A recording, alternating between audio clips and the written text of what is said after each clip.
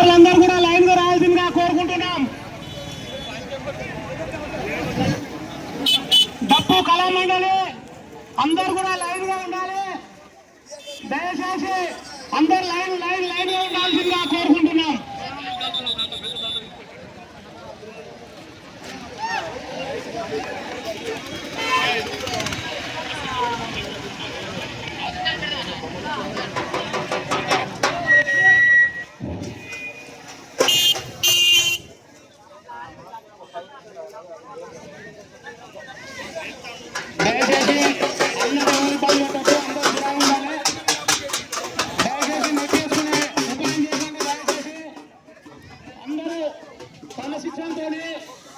క్రమశిక్షణతోనే ఉండాలి. డబ్బులంతా కూడా ముందు ఉండాల్సిందిగా కోరుకుంటున్నాం. డబ్బు కళాకారులందరూ కూడా ముందు ఉండాల్సిందిగా కోరుకుంటున్నాం.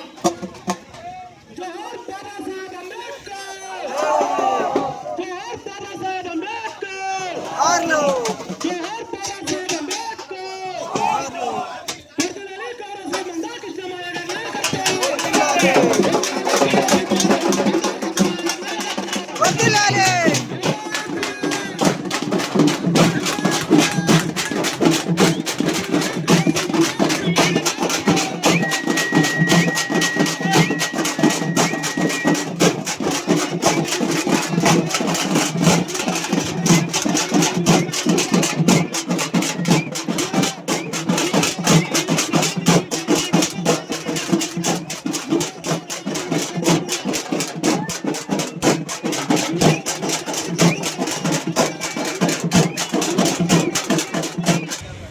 ఎస్సీ రిజర్వేషన్ల వర్గీకరణ కోసం జరుగుతున్న పోరాటం 30 సంవత్సరాలు దాటింది. అలుపెరగని ఈ పోరాటం మనకి భారతదేశంలో ఏ సామాజిక ఉద్యమం లేదా ఏ రాజకీయ పోరాటం సుదీర్ఘంగా నిలకడగా 3 దశాబ్దాలు ఎక్కడ జరిగిన చరిత్ర ప్రపంచంలో ఎక్కడ లేదు. కానీ మన ఉద్యమ ఆకాంక్షల్ని నిలబెట్టడం కోసం, వర్గీకరణ సాధించడం కోసం 94లో మొదలుపెట్టిన ఉద్యమం 2024కి 30 ఏళ్ళు దాటింది. 2025లో ఉన్న 31 సంవత్సరం ఇంత సుదీర్ఘ పోరాటం జరుగుతున్న పరిస్థితి. వర్గీకరణ న్యాయమేనని కమిషన్లు ఒప్పుకున్నాయి. వర్గీకరణ న్యాయమేనని చెప్పి అన్ని పార్టీలు ఒప్పుకున్నాయి. వర్గీకరణ జరగాలని చెప్పి మాలలు తప్ప మిగతా 58 కులాలు, దళిత కులాలు వర్గీకరణ కోరుకుంటున్నాయి. సమాజంలో ఉండబడే అన్ని వర్గాలు, మాలలు తప్ప సమాజంలో మొత్తం ఎస్సీలు, బీసీలు, మైనార్టీలు, ఓసీలు అందరూ వర్గీకరణ జరగాలని చెప్పి అందరూ ఎంఆర్పీఎస్ ఉద్యమాన్ని సమర్థిస్తున్నారు. తెలుగు నేల మీదనే కాదు, దేశంలో ఉండబడే అన్ని రాజకీయ పార్టీలు 90% రాజకీయ పార్టీలు వర్గీకరణ సమర్థిస్తున్నాయి. ప్రభుత్వాలు నియమించిన ప్రతి కమిషన్ వర్గీకరణ సమర్థిస్తున్నది. ఈ దేశంలో ఎస్సీ వర్గీకరణ న్యాయమే అని చెప్పి దళితుడు రాష్ట్రపతి ఉన్న కాలంలో కేఆర్ నారాయణన్ వర్గీకరణ సమర్థించాడు. అంటే రాష్ట్రపతులు వర్గీకరణ సమర్థించారు. యూపీఏ గవర్నమెంట్కు నాయకత్వం వహించిన గౌరవ్ మన్మోహన్ సింగ్ గారు ప్రధానమంత్రిగా పనిచేసిన స్వర్గీయ మన్మోహన్ సింగ్ గారి నుంచి మొదలుకుంటే మొన్న మన దేశ ప్రస్తుత ప్రధానమంత్రి గౌరవ్ నరేంద్ర మోడీ గారి వరకు వర్గీకరణ సమర్థించారు. ఈ దేశ అత్యున్నత న్యాయస్థానం సుప్రీంకోర్టు. సుప్రీంకోర్టుకు బాస్ చీఫ్ జస్టిస్, గౌరవ చీఫ్ జస్టిస్ చంద్రచూడ్ గారి ఆధ్వర్యంలో జరిగిన విచారణలో భాగంగా సుప్రీంకోర్టు అత్యున్నత ధర్మాసనం, రాజ్యాంగ ధర్మాసనం ఎస్సీ వర్గీకరణ సమర్థించింది. అంటే మాదిగలకు అన్యాయం జరిగింది అనేది సమాజం ఒప్పుకున్నది, కమిషన్లు ఒప్పుకున్నాయి, పార్టీలు ఒప్పుకున్నాయి, కోర్టులు ఒప్పుకున్నాయి, రాష్ట్రపతులు ఒప్పుకున్నారు, ప్రధానమంత్రులు ఒప్పుకున్నారు. కానీ షెడ్యూల్ కులాల్లోనే బాగా ఎదిగిన ఒక మాల సామాజిక వర్గ స్వార్థపరులు 30 ఏళ్ళుగా మనల్ని వెంటాడుతూ మనకు అడ్డంకులు కల్పిస్తూ వచ్చారు. ఇది మన కళ్ళ ముందు తెలుసు. మీ అన్నగా చెప్తున్నా, స్వాతంత్ర పోరాటం పోరాటం కాలంలో అంబేద్కర్ గాంధీ మధ్య వివాదం జరిగింది. దళితుల పక్షాన అంబేద్కర్ పోరాటం చేశాడు. రిజర్వేషన్లు, కమ్యూనల్ అవార్డును మేము ఒప్పుకోమని చెప్పి గాంధీ పోరాటం చేశాడు. ఆనాడు అగ్రకులాలు, దళితుల మధ్యలో రిజర్వేషన్ కావాలని దళితులు రిజర్వేషన్ ఒప్పుకోమని చెప్పి అగ్రకులాలు రోడ్డు మీదకి వచ్చారు. కానీ ఒక 4 ఏళ్ళలోనే సమస్య పరిష్కారమైంది. 4 ఏళ్ళలోనే సమస్య పరిష్కారమైంది. అగ్రకులాలు కూడా ఆమోదించారు. రిజర్వేషన్ని వాళ్ళు అమలు జరుగుతున్నాయి. మనం వీపీ సింగ్ కాలంలో మండల కమిషన్ బీసీలకు రిజర్వేషన్లు ఇవ్వాలని చెప్పి సిఫార్సు చేస్తే దళితులకు రిజర్వేషన్లు ఒప్పుకోవడానికి వాళ్ళు సహకరించారు. 1-2 సంవత్సరాల్లోనే బీసీలకు రిజర్వేషన్లు ఇవ్వడానికి అగ్రకులాలు సహకరించారు వీపీ సింగ్ కాలంలో. కానీ ఇప్పుడు మాత్రం 30 ఏళ్ళు ఉన్నది పంచుకుందామంటే, అంబేద్కర్ సాధించిన మహనీయుడు సాధించిన రిజర్వేషన్ పంచుకుందామంటే మేమే అనుభవిస్తాం. 59 కులాల హక్కులన్నీ మేమే అనుభవిస్తాం. ఇలా మీకు ఎవరికి భాగస్వామ్యం లేదన్నట్టుగా వాళ్ళు అడుగున అడ్డు తగ్గుతుండడం వల్లనే ఈ పోరాటం 30 ఏళ్ళు నడవాల్సి వచ్చేసింది. సరే, 30 ఏళ్ళ పోరాటం చరిత్ర మీ అందరికీ తెలుసు. ఎన్నో అడ్డంకులు, అవరోధాలు, ఎన్నో రకమైన ఆరోపణలు, నిందలు, ఎన్నో రకమైన కుట్రలు ఉద్యమం మీద జరిగినాయి. ఎన్నో కుతంత్రాలు, నిర్బంధాలు జరిగినాయి. ఎంతోమంది బిడ్డలు జైలుకి వెళ్లాల్సి వచ్చింది. ఎంతోమంది బిడ్డలు ప్రాణాలు కోల్పోవాల్సి వచ్చింది 30 ఏళ్ళలో. ఎక్కడ రాజీ లేని ఉద్యమం జరిపాం కాబట్టి అంతిమంగా సుప్రీంకోర్టు తీర్పు ఆగస్టు 1, 2024లో మనకు అనుకూలంగా వచ్చేసింది. చీఫ్ జస్టిస్ అధ్యయనంలో రాజ్యాంగ ధర్మాసనం మనకు అనుకూలంగా తీర్పు ఇచ్చింది. ఆ తీర్పు ఇచ్చిన వెంటనే వర్గీకరణ అమలు జరగబోతుందని మనం భావించాము. పంజాబ్లో వర్గీకరణ అమలు జరుగుతుంది తీర్పు తర్వాత. హర్యానాలో వర్గీకరణ అమలు జరుగుతుంది తీర్పు తర్వాత. తమిళనాడులో వర్గీకరణ అమలు జరుగుతుంది తీర్పు తర్వాత.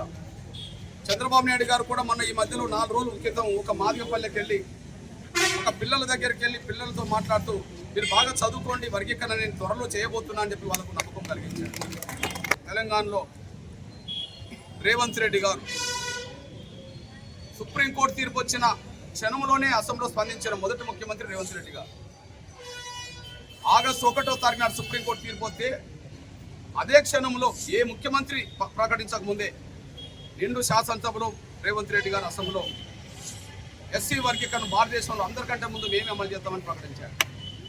అంతేకాకుండా అంతకుముందు ఇచ్చిన నోటిఫికేషన్లు కూడా వర్గీకరణ అమలు చేసినాకనే, వర్గీకరణకు వర్తింపజేసినాకనే రిజర్వేషన్ వర్గీకరణ అమలు చేస్తామని చెప్పడం జరిగింది. ఆర్డినెన్స్ తీసుకొస్తామని చెప్పడం జరిగింది. కానీ తర్వాత మాలలు తీసుకొచ్చిన ఒత్తిడికి తలొగ్గి కాంగ్రెస్ పార్టీలో మాలలకు పలుకుబడి ఉండడం వల్ల మొదటి నుంచి కాంగ్రెస్ పార్టీని అడ్డం పెట్టుకొని వర్గీకరణ ఆపుతూ వచ్చేశారు. 2004-2014 మధ్యలో కాంగ్రెస్ కేంద్రంలో పరిపాలించింది, రాష్ట్రంలో పరిపాలించింది. ఆనాడు వర్గీకరణ జరగకుండా అడ్డం పడే ప్రయత్నం చేశారు. వాళ్ళకి పలుకుబడి ఉన్నది. ఇప్పుడు అదే పలుకుబడితో వర్గీకరణ మళ్ళీ అడ్డుకునే ప్రయత్నం చేయబోతున్నారు. అందుకు సాక్ష్యం ఎస్సీ వర్గీకరణ విషయంలో రేవంత్ రెడ్డి గారు అసెంబ్లీలో మాట్లాడిన తర్వాత కాంగ్రెస్ పార్టీలో ఉండబడే మాల పెద్దలందరూ కాంగ్రెస్ పార్టీ జాతీయ అధ్యక్షుడు మల్లికార్జున ఖర్గే దగ్గరికి వెళ్ళారు. ఆయన కూడా ఎస్సీ మాల కర్ణాటకలో. ఎస్టీ పరిస్థితుల్లో వర్గీకరణ అమలు జరగకుండా చూడండి అని చెప్పి ఆయన చెప్తే తను కేసీ వేణుగోపాల్ అనే ఒక జాతీయ ప్రధాన కార్యదర్శి చెప్పించి ఆయనతో స్టేట్మెంట్ ఇప్పించాడు. ఎట్టి పరిస్థితుల్లో ఎస్సీ వర్గీకరణ విషయంలో ఎవరు ముందడిగేయద్దు, ఈ మాట రేవంత్ రెడ్డి కూడా వర్తిస్తుందని చెప్పి ఆయన ప్రకటన చేశాడు. అంటే భారతదేశంలో ఎవరు అందరికంటే ముందు ఈయనే ప్రకటన చేసిండు, అందరికంటే ముందు అమలు చేస్తా అన్నది ఈయనే. కాబట్టి అధిష్టాన వర్గం నుంచి మాత్రం ఎవరు ముందడిగేయద్దు, రేవంత్ రెడ్డి కూడా వర్తిస్తారని చెప్పి ప్రకటన చేయించారు. అప్పటి నుంచి కమిటీల పేరుతో, కమిషన్ల పేరుతో కాలయాపన జరుగుతుంది. మరొక వైపు అసెంబ్లీలో ఇచ్చిన మాట నిలబెట్టుకోకుండా రేవంత్ రెడ్డి గారు మాలలకు తలొగ్గి వర్గీకరణ లేకుండానే వేలాది ఉద్యోగాలు భర్తీ చేసుకుంటూ వచ్చేశాడు. తనే మాట్లాడిండు శాసనసభలో, గతంలో ఇచ్చిన నోటిఫికేషన్లు కూడా వర్గీకరణ అమలు చేసినాకనే భర్తీ చేస్తాం ఉద్యోగాలు అని చెప్పి. దానికి విరుద్ధంగా టీచర్ పోస్ట్ 11,000 టీచర్ పోస్టులు భర్తీ చేశాడు. ఇప్పుడు గ్రూప్ 1, గ్రూప్ 2, గ్రూప్ 3తో పాటు చాలా డిపార్ట్మెంట్లో ఉద్యోగాలు భర్తీ చేయడానికి రంగం సిద్ధమవుతారు. ఇట్లాంటి పరిస్థితుల్లో సాధించుకున్న తర్వాత కూడా ఫలాలు మన బిడ్డలకు అందుబాటులోకి రాకుండా పోతున్నాయి. పోరాటం 30 ఏళ్ళు చేశాం, సాధించాం. సాధించిన ఫలాలు బిడ్డలకు అందుబాటులోకి వస్తున్న సమయంలో మన బిడ్డల నోటికాడు కూడా మళ్ళీ గుంజుకునే ప్రయత్నం చేస్తున్నారు. ఇప్పుడు మొన్న టీచర్ పోస్టు 80% మాలలకి వెళ్ళిపోయింది. గ్రూప్ 1, గ్రూప్ 2, గ్రూప్ 3 అయితే మనకు దక్కే అవకాశం కూడా మనకు కనిపించట్లేదు. ఇట్లాంటి పరిస్థితుల్లో ఇవాళ ప్రత్యర్థి వర్గం మాల వర్గం. ఆ మాల వర్గానికి ఇప్పుడు నాయకత్వం అవుతున్నది ఎవరో మీరు చూస్తున్నారు. ఈ దేశంలోనే అత్యంత ధనవంతుడైన దళిత కుటుంబం ఆ కుటుంబం. వెంకటస్వామి గారి కుటుంబంలో 3 పదవులు ఏకకాలంలో పొందుతున్నారు. వాళ్ళ పెద్ద కొడుకు బెల్లంపల్లి ఎమ్మెల్యే. మనకు వర్గీకరణని అడ్డు తాగుతామన్న మనిషి జరగనీయమంటున్న అతను చెన్నూరు ఎమ్మెల్యే, వాళ్ళ కొడుకే పెద్దపల్లి ఎంపీ. ఏకకాలంలో కాంగ్రెస్ పార్టీలో 3 పదవులు పొందే అంత శక్తి వాళ్ళకు ఉన్నది. ఏకకాలంలో సాక్ష్యం సోనియా గాంధీ కుటుంబంలో 3 ఉంటారు. సోనియా గాంధీ రాజ్యసభ సభ్యురాలు, లోక్సభ సభ్యుడు రాహుల్ గాంధీ, ప్రియాంక గాంధీ కూడా లోక్సభ సభ్యురాలు. ఏకకాలంలో 3 ఉన్నాయి వాళ్ళు. మళ్ళీ దక్షిణాది రాష్ట్రాలకు వస్తే ఏకకాలంలో కాంగ్రెస్ పార్టీలో మాలలకే 3 పదవులు ఉంటాయి, ఇంకా వేరే ఏ కులానికి ఉండవు. అందుకు కర్ణాటక సాక్ష్యం. ఇవాళ ఏ మల్లికార్జున ఖర్గే ఉన్నాడో ఆయన ఎస్సీ మాల, కాంగ్రెస్ పార్టీ అధ్యక్షుడే కాదు, రాజ్యసభ ప్రతిపక్ష నాయకుడు. ఆయన కొడుకు మంత్రి సిద్ధరామయ్య గవర్నమెంట్లో, వాళ్ళ అల్లుడు గుల్బర్గా నుంచి ఎంపీ, సొంత బిడ్డ భర్త. అట్లా 3 పదవులు ఏకకాలంలో మాలవుతుంది. మళ్ళీ మన తెలుగు రాష్ట్రాల కాడికి వస్తే 3 పదవులు ఏకకాలంలో పొందేంత శక్తి వాళ్ళకు ఉన్నది. అందుకు సాక్ష్యం వెంకటస్వామి పెద్ద కొడుకు బెల్లంపల్లి ఎమ్మెల్యే, వెంకటస్వామి కొడుకు చెన్నూరు ఎమ్మెల్యే, ఇప్పుడు అడ్డం పడ్డానంటే ఆయన. మరొక వైపు వాళ్ళ మనమడే వెంకటస్వామి మనమడే మరి ఎంపీ. 3 పదవులు పొందారు. కాంగ్రెస్లో సహజంగా రెడ్లాధిపత్యం ఉంటుంది, కానీ రెడ్ల కంటే 3 పదవులు పొందేంత శక్తి మాలలకు. 3 పదవులు పొందుతారు వాళ్ళు. రెడ్లు 2 పదవులు పొందే స్థాయికి వచ్చారు. వాళ్ళు ముఖ్యమంత్రి కావచ్చు, మన మాలలు కూడా ముఖ్యమంత్రి అయ్యిండ్రు. దామోదర్ సంజీవ ఎప్పుడో ముఖ్యమంత్రి అయ్యిండ్రు. వాళ్ళు 3 పదవులు కాదు 2 పదవులే పొందుతారు. ఎగ్జాంపుల్, ఉత్తమ్ కుమార్ రెడ్డి భార్య ఇంట్లో 2 పదవులు వచ్చింది. లేకపోతే జానారెడ్డి ఒక కొడుకు ఎమ్మెల్యే, ఒక కొడుకు ఎంపీ, 2 పదవులు వచ్చింది. కోమటిరెడ్డి వెంకటరెడ్డి, కోమటిరెడ్డి రాజగోపాల్ రెడ్డి 2 పదవులు వచ్చింది. ఈ 2 పదవులు మాలలు కూడా వస్తాయి, మల్లు రవి, మల్లు బట్టి విక్రమార్క. కానీ 3 పదవులు మాలలకు వచ్చినాయి, కానీ రెడ్డోళ్ళకు రాలే ఇంకా ఒక కుటుంబంలో. అంటే వాళ్ళు ఏ స్థాయి శక్తివంతులో మీరు అర్థం చేసుకోవడానికి నేను చెప్తున్నాను. యూపీఏ గవర్నమెంట్లో 2004-2014 మధ్యలో వాళ్ళ పాత్ర వర్గీకరణ జరగకుండా అడ్డం పడ్డారు. ఆనాడు యూపీఏ గవర్నమెంట్ను 10 ఏళ్ళు నడిపింది, శాసించింది 3: సోనియా గాంధీ, రాహుల్ గాంధీ, ప్రధానమంత్రి మన్మోహన్ సింగ్ గారు. ఆ 3కి సలహాదారులు ఆంధ్రప్రదేశ్ సంబంధించిన మాలలే ఉన్నారు. సోనియా గాంధీకి సలహాదారుడు కొప్పుల రాజు మాల, రాహుల్ గాంధీకి సలహాదారుడు రాజశేఖర్ ఐఏఎస్ మాల, ప్రధానమంత్రి కార్యాలయ సెక్రటరీ పనిచేసిన కాంతారావు మాల ఐఏఎస్. అంటే ఈ దేశాన్ని నడుపుతున్నది 3, ఆ 3 సలహాదారులు మాలలు అయిపోయారు. వర్గీకరణ అడ్డుకొని ప్రయత్నం చేశారు. అంటే వాళ్ళు ఎంత శక్తివంతులో నేను చెప్తున్నాను. ఇకపోతే ఇప్పుడు మనకు రోడ్డు మీద అడ్డం పడుతున్నది ఎవరు? ఆ కుటుంబమే కదా. ఇప్పుడు మాలల్ని పక్కదారి పట్టించి వర్గీకరణ ఖచ్చితంగా అడ్డుకొని తీర్చమంటున్నది ఎవరు? ఆ కుటుంబమే కదా. ఆ కుటుంబం పరోక్షంగా ఇంతవరకు అడ్డం పడుతూ వచ్చింది వాళ్ళ నాన్న కాలం నుంచి. వాళ్ళు పరోక్షంగా మాలమానాడు ప్రోత్సహించారు, డబ్బులిచ్చి మీటింగ్లు పెట్టించారు, జన సమీకరణలో భాగస్వాములైండ్రు. అక్కడక్కడ కుట్రలు చేసే కాడ వాళ్ళు ఉన్నారు. కానీ వాళ్ళు ప్రత్యక్షంగా మనకు రోడ్డు మీదకి వచ్చిండ్రు. వాళ్ళు మేము అడ్డుకుంటామని చెప్పి వాళ్ళు చాలా శక్తివంతులు ఆర్థికంగా. భారతదేశంలో ఎదిగిన దళిత కుటుంబాల్లో నంబర్ 1 కుటుంబం అది. భారతదేశంలో దళిత కుటుంబాల్లో ఎదిగిన నంబర్ 1 కుటుంబం అది. 1,00,000 కోట్ల రూపాయలకు పైగా వాళ్ళకి వ్యాపార సంస్థలు ఉన్నాయి. తెలంగాణ, ఆంధ్రప్రదేశ్, సౌత్, ఉత్తరాది మొత్తం దేశవ్యాప్తంగా వ్యాపార సంస్థలు ఉన్నాయి. బయట దేశాలకు కూడా ఎగుమతి చేసి అక్కడ పరిశ్రమలు పెట్టుకునే స్థాయికి వాళ్ళకి వచ్చారు. నాకు తెలిసి భారతదేశంలో అత్యంత ధనవంత దళిత కుటుంబం ఏదైనా ఉంటే వెంకటస్వామి కుటుంబం. వాళ్ళ మనకు రోడ్డు మీద అడ్డం పడుతున్నాయి. 1,00,000 కోట్లు ఉన్నాయి. 3వది, ఈ దేశంలో media, electronic media, print media ఉన్నత వర్గాల చేతిలోనే ఉంటుంది. ఎక్కువ డబ్బులు ఉన్నోళ్ళ చేతులు ఉంటుంది. కానీ దళితుల చేతిలో మీడియా ఎక్కడ లేదు. కానీ మళ్ళీ ఆ కుటుంబం చేతిలోనే మీడియా ఉన్నది. V6 వెలుగు అంటే మీడియాను నడుపుకునేంత శక్తి, ప్రపంచవ్యాప్తంగా వ్యాపారాలు చేసుకునే శక్తి, ఏకకాలంలో 3 పదవులు పొందేంత శక్తి వాళ్ళకు ఉండడమే కాదు, మనకు రోడ్డు మీద అడ్డం పడతారు. అంటే ఎంత సవాలో మనం అర్థం చేసుకోవాల్సిన అవసరం ఉంది. 30 ఏళ్ళుగా వాళ్ళ కుటుంబం అడ్డం పడుతూ వచ్చింది, కానీ పరోక్షంగా వర్గీకరణ అడ్డు తగిలే వాళ్ళని ప్రోత్సహించారు. కానీ ఇప్పుడు వాళ్ళే రోడ్డు మీదకి వచ్చి అడ్డు తగిలే ప్రయత్నం. ఇది అత్యంత సవాల్ మనకు. మన నోటికాడు కూడా గుంజుతామంటాను. మన నోటికాడు కూడా గుంజుకున్నారు.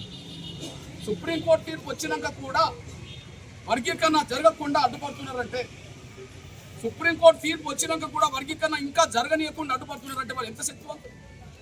మరి ఇట్లాంటి సవాళ్ళను ఎదుర్కొనేటప్పుడు మన జాతికి ఉండబడే ఆయుధం డప్పు. మన జాతికి ఉండబడే ఆయుధం డప్పు, సాంస్కృతిక వాయిద్యం. మన ఆవేదన, మన ఆకాంక్ష ఎన్నోసార్లు ఎన్నో రూపాయలు చెప్పాం. సభల ద్వారా చెప్పలే, సమావేశాల ద్వారా చెప్పలే, ధర్నాల ద్వారా చెప్పలే, రోడ్ల మీద బైటెంపుల ద్వారా చెప్పలే, అసెంబ్లీ ముట్టడి ద్వారా చెప్పలే, జంతర్ మంతర్ ధర్నా ద్వారా చెప్పలే, ఓకే ఇందిరా పార్కులో చెప్పలే, పరేడ్ గ్రౌండ్లో చెప్పలే, ఎన్నో రూపాయలుగా చెప్పాం. కానీ ఇప్పుడు మన సాంస్కృతిక వాయిద్యమైన డప్పుతోటే మన ఆవేదన మన ఆకాంక్ష ప్రపంచానికి వినబడేలా చెప్పడం కోసం ప్రదర్శన చేయకూడదు. ఈసారి మన డప్పే మన ఆకాంక్షను ప్రభుత్వానికి తెలియజెప్పాలి, పార్టీలో తెలియజెప్పాలి, ఈ ప్రపంచానికి తెలియజెప్పాలి. అందువల్ల మన డప్పునే ఆయుధంగా మలుచుకుని ఒక కార్యక్రమం జరగబోతున్న సభ్యులు. డప్పు కొట్టడం రాదు అని ఇంకా ఎవరు అనదు, డప్పు మేము కొట్టము అని ఇంకెవరు అనుకోవద్దు. దయచేసి విజ్ఞప్తి చేస్తుంది. నువ్వు ఉద్యోగస్తుడువా, నువ్వు టీచర్వా, నువ్వు డాక్టర్వా, నువ్వు లాయర్వా, నువ్వు ఎమ్మెల్యేవా, ఎంపీవా, నాకు అనవసరం. నువ్వు మాది కానీ నీ మనసులో ఉంటే, నువ్వు మాది అనుకుంటే డప్పు పట్టుకొని రావాలి. ఇక్కడ ఇంతమంది వచ్చారు. వచ్చిన వాళ్ళలో ఒక 40-50 డప్పులు వచ్చినాయి. 50 డప్పులు వచ్చినాయి. ఒక 50 డప్పులు వస్తేనే తొర్రూరు అటువైపు ఇటువైపు బంగ్లాలు ఉన్న వాళ్ళందరూ వచ్చి చూశారు. 50 డప్పులు కొడితేనే అటు ఇటు చూశారు కదా. హైదరాబాదులో 1,00,000 డప్పులు కొడితే ప్రపంచం మన ఆవేదన మన ఆకాంక్ష ప్రపంచం విన్నదా? ప్రభుత్వానికి అర్థం కాదా? ప్రభుత్వానికి అర్థం కాదా? దయచేసి ఇక్కడ 50 డప్పులు కొడుతుంటే ఫోటోలు దిగడానికి ఎక్కువ మంది బ్యాచ్ వచ్చారు. డప్పులు లేని బ్యాచ్ ఎక్కువ మంది వచ్చేసారు. అక్కడ 1,00,000 డప్పులు వస్తున్నాయి కాబట్టి షో జరుగుతుంది, చూడడానికి వాళ్ళు రాబాకండి. మీరు డప్పు పట్టుకొని రాకపోవడం కంటే ఇంటికాడ కూర్చోవడం మంచిది. చీము నెత్తులు లేని వాళ్ళు ఎట్లా ఇంటికానే ఉంటారు. యుద్ధంలో ప్రత్యర్థి బలంగా ఉన్నవాడు, బలంగా ఉన్నాన్ని ఎదుర్కోవడం కోసం ఆత్మస్థైర్యం కావాలి. ఆత్మస్థైర్యం ఉన్నోడు రోడ్డు అక్కడికి రావాలి, డప్పు పట్టుకొని రావాలి. ఆ డప్పు పట్టుకొని రానోడు మాదిగోళ్ళు కాదు. ఆ డప్పు పట్టుకొని రాకపోతే నీకు చీము నెత్తురు లేనట్టు. నీకు చీము నెత్తురు ఉండి నువ్వు మాదిగ బిడ్డ అవుతే యుద్ధంలో గెలవడానికి నువ్వు హైదరాబాద్ రావాల్సిందే, డప్పు పట్టుకొని రావాల్సిందే. డప్పులు మాదిగోళ్ళు ఇళ్లలో ఊరుకు 5-10 ఉంటాయి, 20 ఉంటాయి. కానీ ఇంటింటికి ఒకటి కొనండి. ఉద్యోగస్తులకు ఏమవుతుంది? మీ బిడ్డల భవిష్యత్తుకే ఉపయోగపడుతుంది. కార్యకర్తలకు ఏమవుతుంది? మీ రాబోయే తరాల భవిష్యత్తుకు ఉపయోగపడుతుంది. ఒక ఊరికి ఒక ఉద్యోగస్తులు 10 ఊర్లు 10 డప్పులు కొనియండి. 500 డప్పు వస్తుంది. ఒక 5,000 ఖర్చు పెట్టండి. ఈసారి ఒక 5,000 రూపాయలు ఖర్చు పెట్టగలిగితే మీ ఊర్లోనే కొనియండి. ఆర్థికంగా ఎదుగున్నారు, కొంత ఖర్చులు పెట్టండి. డప్పు కొనండి. మీరు డప్పు కొనాలి, డప్పు కొనిపియాలి, డప్పు కొనేటట్టు తీయాలి. దయచేసి ఈ విషయాన్ని గ్రహించి ఒక మహత్తరమైన ప్రదర్శన. మీరు చూడండి, ప్రపంచం మొత్తం మీద వాయిద్యాలు ఉన్నాయి. కానీ ఎక్కడ ఆ వాయిద్యాలు 1000-2000 ఒక దిక్కు ప్రదర్శించే చరిత్ర ఎక్కడ కనిపించట్లేదు. కానీ మొదటిసారి పురాతనమైన వాయిద్యమైన మన డప్పే ప్రపంచానికి కనబడబోతుంది. 1,00,000 డప్పులతో 1,00,000 డప్పుల ప్రదర్శనలో మీరు అందరూ భాగస్వాములు కావాలని నేను విజ్ఞప్తి చేస్తూ బయలుదేరుతాను. ధన్యవాదాలు.